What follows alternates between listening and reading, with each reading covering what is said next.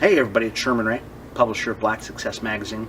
I want to talk to you a little bit today about an article that that's going to be in an upcoming issue of Black Success Magazine, and we're entitling it "The Kaepernick Solution." Many of you know about Colin Kaepernick, the quarterback or the ex-quarterback for the San Francisco 49ers, and now he's not even in the NFL. Well, about 2 years ago, Colin, in protest, decided that he was going to kneel during the national anthem. Subsequently, the kneeling turned into wearing socks, and then it kind of spurred and spilled over to a lot of other areas in the sports world. Colin basically was saying one thing, and he was saying that he saw an injustice in America, and he could not stand for a country that espoused or allowed injustice to happen. Well, no one will ever disagree that there's issues in the United States of America, that we're not a perfect country, though we are the greatest country in the world. But the point of this whole article is not so much focusing on the issues in America, but how to find the solutions in America to the solutions of racism. Because you see right now, what we're having right now is a lot more sports teams and baseball teams and basketball teams and more NFL players trying to do the same thing that Kaepernick was doing, showing their outrage over the injustices in America by using a time of unity in the country, which is the singing of the national anthem, doing the Pledge of Allegiance, to show their outrage.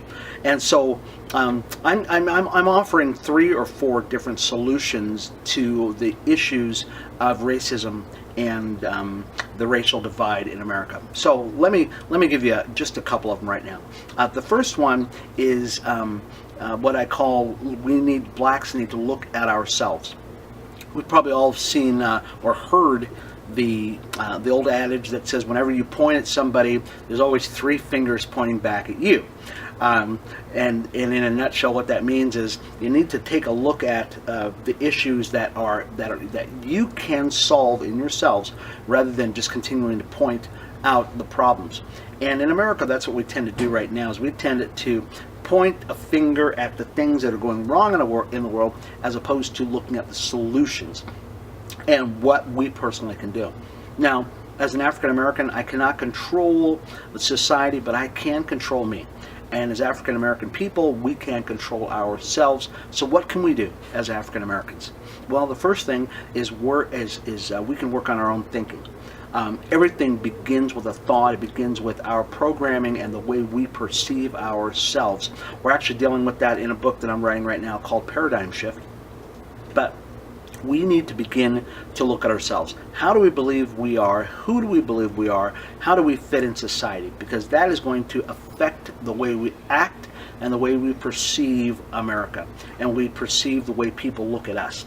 That's crucial, folks, because if we cannot solve that issue, the whole issue of how we see ourselves in America, we're going to continue to walk around with a pair of glasses on, and the glasses are going to what we see out of the glasses are our perceptions of what we see from ourselves. Okay, and if we're seeing the world through really fuzzy glasses, guess what, folks? We're going to act fuzzy, and the world's going to treat us fuzzy because of the way we're acting. So that's the first thing we need to begin to do.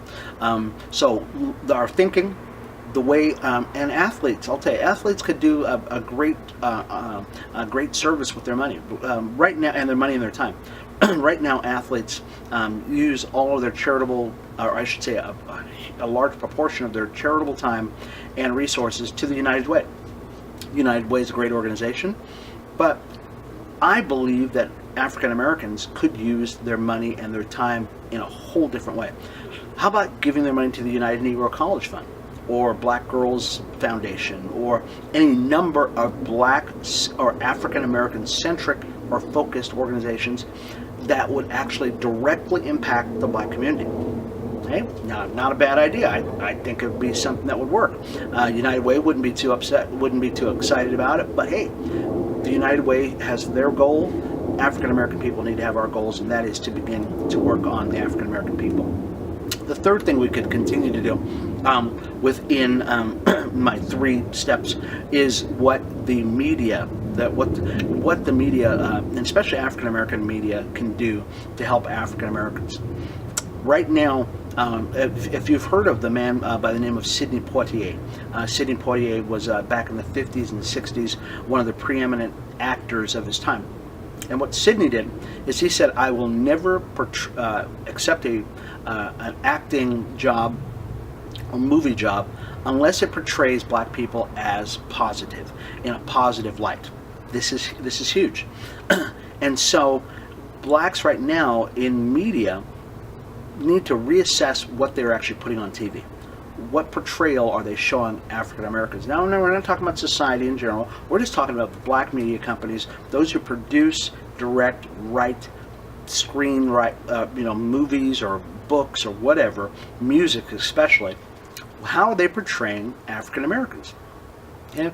If it is not dignified, justified, if it's not honorable, if it's not successful, if it's not moving forward, then you need to reassess what you're putting on TV. Okay, so what we tend to see a lot of is we see a lot of thugs, we see a lot of hookers, we see a lot of drug dealers, that kind of stuff. So especially in hip hop music, hip hop music is a very angry music, and it does not portray black men in a positive light, and it definitely objectifies black women.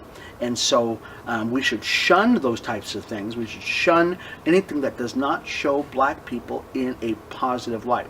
So those are 3 things that we can do as a people to ourselves, because really we're pointing out at society and we're saying, hey, society, you're doing all this stuff, but really there's 3 fingers pointing back at us that we can control. We have all of the control in the world over those things, and as a result of that, guess what?